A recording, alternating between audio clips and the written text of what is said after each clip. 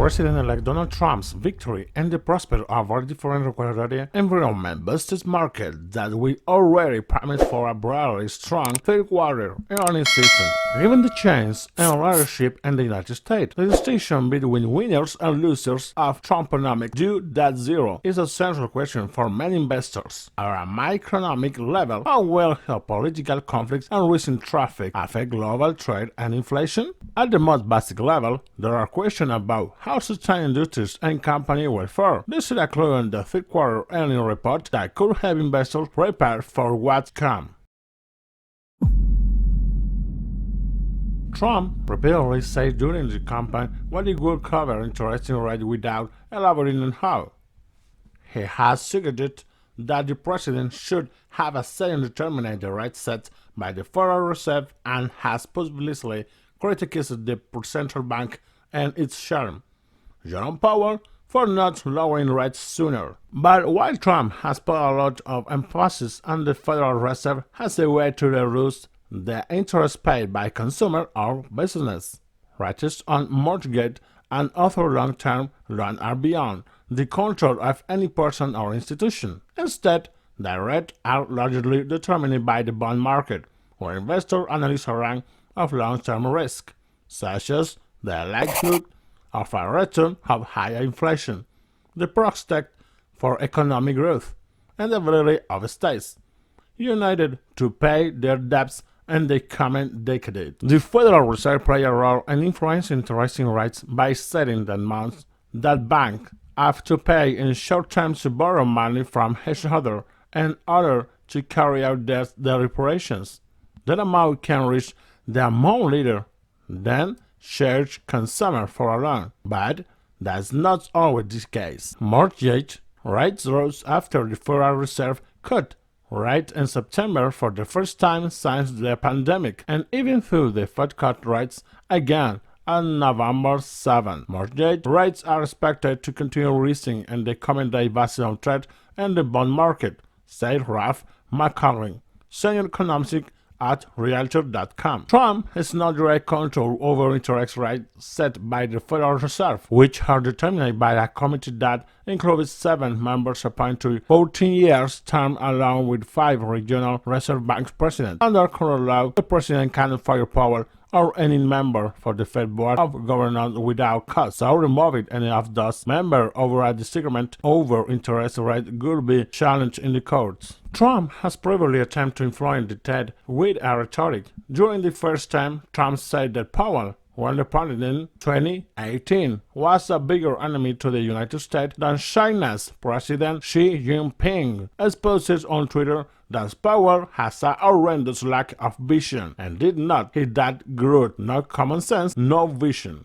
Powell says during his November 7 remarks that if Trump asked him to resign, he would not so, in that the law did not allow Trump to fire him or any member of the Federal Reserve Board. While Trump has acknowledged that he probably does not have the power to set rates on fire Powell, he has indicated that they will not stop expressing his view on what the Federal Reserve should do.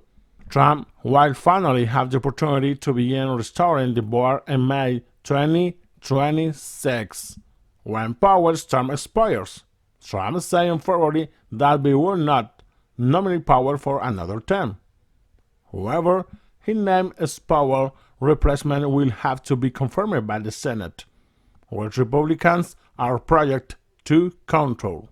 To try to spur change and the fight before 2026, Trump's economic advisor Scott Bessent has floated the idea for creating a shadow featured by naming Powell's replacement will before his term end, according to an interview with Barris last month.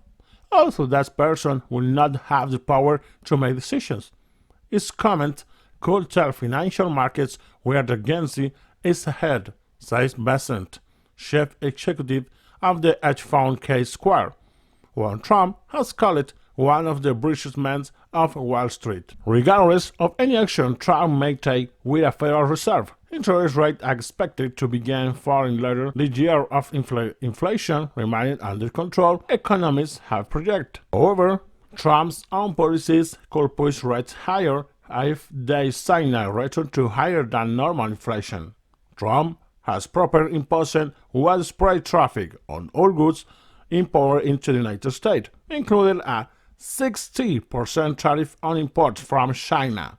If passed, tariffs are any indication that would drive up the price consumer pay for goods and would trigger another wave of inflation that would drive up rates. Significant tax cuts that put more money in people's pocket could also contribute to higher inflation. Anything that put money in consumers' pocket, whether it's a tax breaks, tax credit, or other types of stimulus, has the potential to drive up prices, with good mean higher mortgage rate, McLaughlin said. One of the most effective ways to reduce long-term rates will likely be to keep inflation around its current level or to 2-3%, and for the United States to take steps to reduce its deficit and control spending, which will make the bond market to be more favorable to lenders, Snyder said. But the real question is, who will win and who will lose in this game?